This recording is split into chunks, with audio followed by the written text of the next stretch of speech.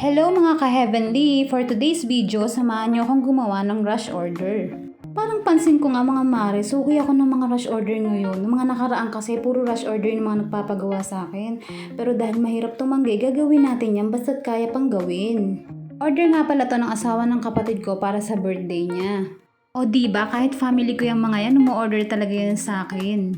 Kahit yung mga cake in a cup ko or mga brownies, bumibili yan sila. Pero syempre pag family, may discount or kaya free ang labor, tas bahala na sila sa mga gagamitin ko. So balik na nga tayo sa rush order. Napagawa niya talaga sa akin ay yung overload chocolate cake. Pero ang flavor daw ng cake is ube leche flan. Favorite niya kasi yun. Sa tuwing order talaga siya sa akin ng cake, laging ube leche flan cake yung gusto niyang flavor ng cake. Ayun na nga, wala talaga akong stock na chocolate na magagamit.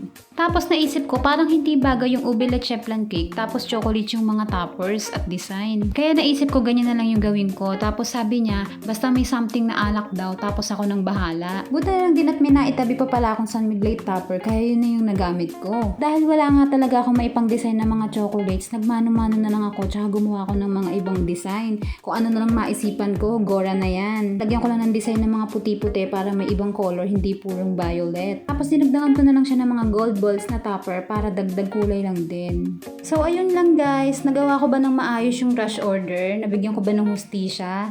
Thank you for watching. Bye!